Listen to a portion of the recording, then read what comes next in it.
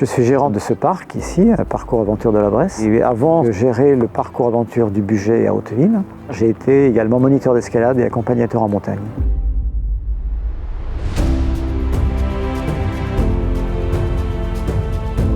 Lorsque j'ai repris le parcours aventure du Bugey à Hauteville, qui avait 6 saisons d'existence seulement, il était évident qu'il fallait désinstaller les parcours parce que les arbres grossissants et la technologie à l'époque utilisée ont fait que les arbres avaient des blessures importantes, même choquantes je dirais, pour quelqu'un qui aime la forêt, et qui aime les arbres et qui aime la nature.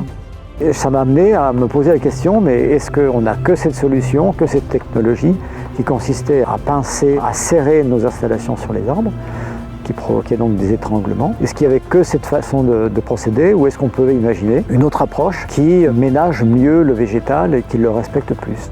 L'arbre a 2 systèmes de circulation de sève, un dans l'aubier qui est la sève brute qui vient des racines, qui va jusqu'au feuillage, et puis la sève élaborée qui part du feuillage après la photosynthèse et qui va irriguer l'ensemble du végétal, les bradis, les branches, le tronc et le réseau racinaire.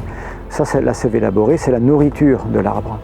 Or, ce que j'observais, c'est que les installations, en pinçant le tronc, en l'étranglant, coupaient pour partie cette circulation de la sève élaborée.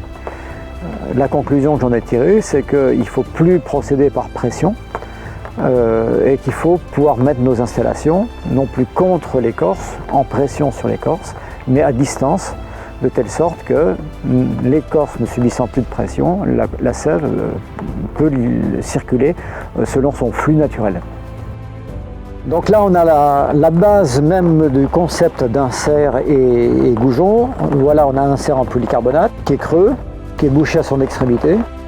Et on a un goujon anti-fileté, un diamètre de 27. L'objet, ce sera de l'insert soit dans le tronc à peu près pour la moitié. Voilà, donc le goujon rentre librement dans l'insert.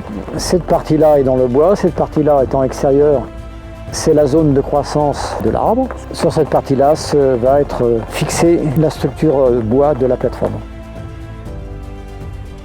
À partir du moment où j'ai imaginé le concept, et je me suis dit il faut le protéger par un brevet, ignorant tout ce qu'il fallait faire, j'ai pris contact avec la Chambre des métiers. La Chambre m'a accompagné sur tout le processus, vraiment de la toute première découverte, quelle est la démarche à effectuer, jusqu'à la formulation de l'invention elle-même. Dans le milieu des parcours acrobranche, il y a un petit peu deux publics. Il y a les publics des amoureux de la nature et qui sont venus à l'acrobranche pour le plaisir de travailler en forêt avec l'arbre, avec du public en milieu naturel, qui vont être peut-être plus sensibles au respect de l'arbre. Et puis il y a une part d'investisseurs qui viennent parce qu'il y a de l'argent à y gagner, ce qui se comprend aussi.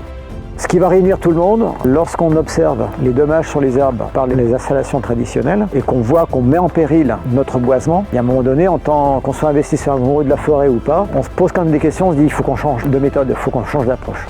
En France, il y a à peu près 650 parcs qui sont tous installés depuis, pour certains, les plus anciens, depuis presque 20 ans. Ils sont tous confrontés aux mêmes problématiques. Donc, ces 600 parcs qui potentiellement pourraient devenir clients de ce matériel.